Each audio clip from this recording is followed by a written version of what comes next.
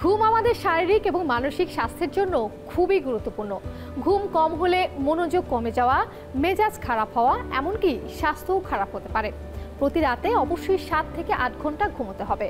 ঘুমের সময়সূচি নিয়মিত রাখা, এমনকি শোবার ঘরে ঘুমের আগে মোবাইল ফোন না রাখলে ভালো ঘুমোতে সাহায্য করবে।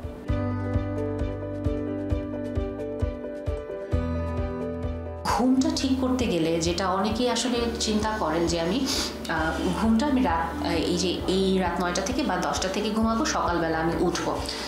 আমি যেটা বলি যে আপনার ঘুমের সাইকেল বা প্ল্যানিংটা আপনি বেসিক্যালি শুরু করেন হচ্ছে হয় সকাল থেকে, না হলে বিকাল থেকে। আপনি সকালে উঠে যদি আসলেই আপনার কোনো কাজ না থাকে, আপনি কেন সকালবেলা ঘুম থেকে উঠবেন?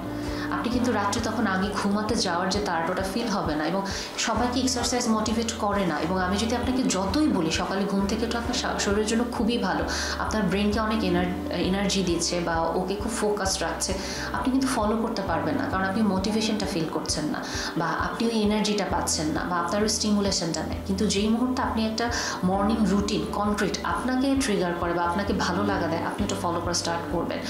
আপনার অফিস, আপনি ওঠেন, অফিস নেই, আপনি ওঠেন না।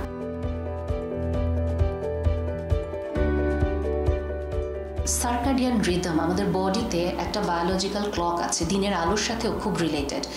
আমার বডি হরমোন বলেন বা বডি মেটাবলিজম বলেন, ওরা সব কিছু না দিনের আলোর সাথে কানেক্ট করে, এবং এই কারণে রাত যখন শুরু হয় সন্ধ্যার পর থেকে মেলাটোনিন হরমোনটা, ঘুমের হরমোন, ও রিলিজ হওয়া স্টার্ট করে, যাতে আমার বডি রেস্টিং ফেজে যাবে। এবং আমার শরীর 30 বছর পর্যন্ত আমি ইচ্ছা মতো ওকে খাটাইতে পারবো, কিন্তু যেই মুহূর্তে আমার 30 ক্রস করবে, আমি আস্তে আস্তে করে মিড 30s বা 40s 50s-এ যাবো, আমার শরীর তখন পড়ে যেতে থাকবে। এবং এই কারণেই আমার রাতের ঘুম খুবই জরুরি, যাতে আমি শুধুমাত্র 30 বছর পর্যন্ত আমার প্রোডাক্টিভিটি না, আমার এইম হবে আমি লাইফ লং, মৃত্যুর আগ পর্যন্ত আমি প্রোডাক্টিভ থাকবো। আমার সুস্থতার জন্য এবং রাতের ঘুম এই কারণে খুব জরুরি।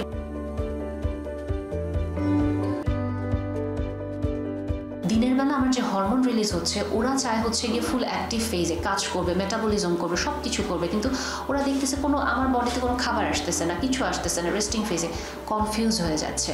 সো বায়োলজিক্যাল ক্লকটা তখন আস্তে আস্তে করে নষ্ট হয়ে যেতে থাকে, ঘুমটা রাত থেকে দিনে শিফট করে, এবং আমার আস্তে আস্তে যেটা হয় কগনিটিভ ইম্পেয়ারমেন্ট, আমরা ভুলে যেতে থাকি, আমাদের অস্থিরতা বোধ আসে, আমাদের অ্যাটেনশন স্প্যান কমে যায়, আমাদের ওই যে এগেইন মেন্টাল হেলথের যে সাইকেলটা আসতে থাকে ওটা শুরু হয়ে যায়, যে আস্তে আস্তে আমাদের ডিপ্রেশন, এনজাইটি ট্রিগার করে, এবং আমার বডিতে খুব বেশি তখন লেথার্জিক এবং ফ্যাটিক এই ফিলিংটা চলে আসে, আমরা তখন আর প্রোডাক্টিভ থাকি না।